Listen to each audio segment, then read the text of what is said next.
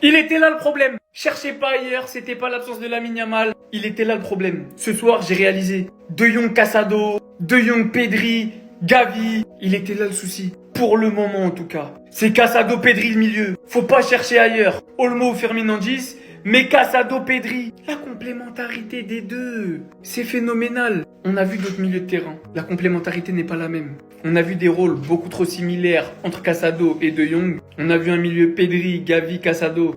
Gavi qui revient de blessure, vous savez que je vais jamais taper sur mon fils. Mais il manquait d'un petit truc. Mais là, c'était tout simplement parfait en fait.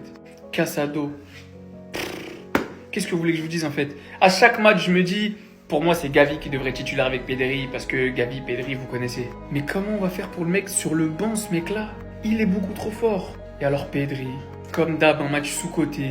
On va passer à côté de ce match comme si c'était un match normal parce qu'il est arrivé à un niveau où il banalise ses matchs. C'est un maestro dans la récupération, dans la maîtrise du tempo, dans les passes. Regardez juste la passe qu'il fait à Lewandowski pour provoquer le penalty. C'est un monstre en fait. Il n'y a pas d'autre mot. J'entends des gens penser que Pedri n'est pas le meilleur milieu du monde actuellement. Laissez-moi rire. On a la meilleure doublette. Voilà, c'est dit, c'est fait. On a la meilleure doublette. Si vous n'êtes pas d'accord, dites-moi en commentaire. J'attends vos doublettes.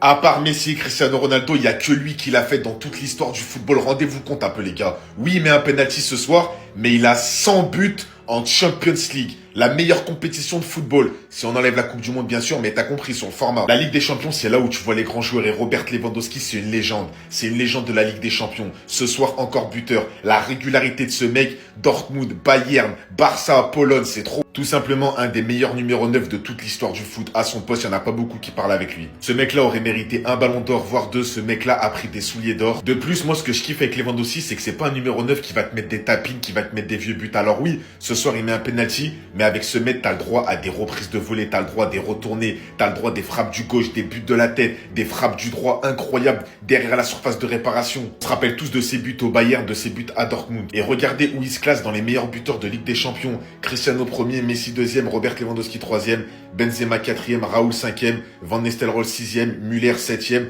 Oh, Müller 7e 54, mais il est dans le futur, lui. Thierry Henry 8e, Kylian Mbappé 9e. On la remet tous ensemble, messieurs. Olmo, Dani Olmo. Oh, Dani Olmo. Te amo grande. Les gars, est-ce que vous avez vu le but qu'a mis Dani Olmo contre Brest? Est-ce que vous l'avez vu? Est-ce que vous l'avez vu? Non mais les amis, c'est quoi cette force dans les petits espaces? Dani Olmo est un immense crack, on n'arrête pas de le dire. 6 buts marqués en 10 matchs depuis qu'il est arrivé cet été. Et surtout, quel joueur! Qu'est-ce qu'il est beau à voir! Quelle prestance! Et surtout, quel toucher de balle! Je vous dis honnêtement les gars, je trouve que c'est un des joueurs aujourd'hui qui gère le mieux dans les petits espaces.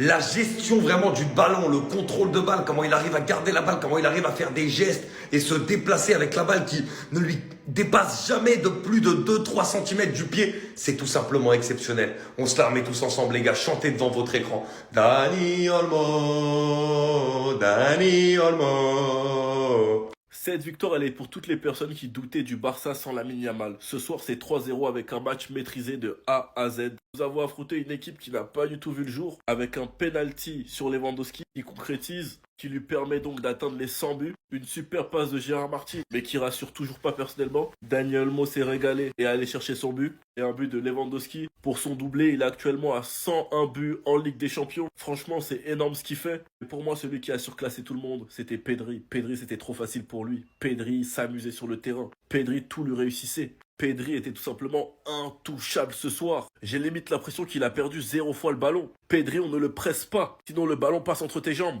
Rafinha à son match, les gars, est-ce qu'on en parle? Quand je vous expliquais que les derniers matchs, ce n'est pas parce que Lamine Yamal n'était pas là qu'on a perdu. C'est la profondeur de banc en attaque. Nous sommes obligés de bricoler. Mais heureusement que ces deux hommes ont été là ce soir. Rafinha qui a apporté du danger et Lewandowski qui s'est offert un doublé. Un PETM offert à Koubarsi qui a été injouable sur le piège géorgien encore une fois. Et nous sommes donc pour l'instant à la 2e place. Mais il reste Liverpool, Monaco qui n'ont pas encore joué.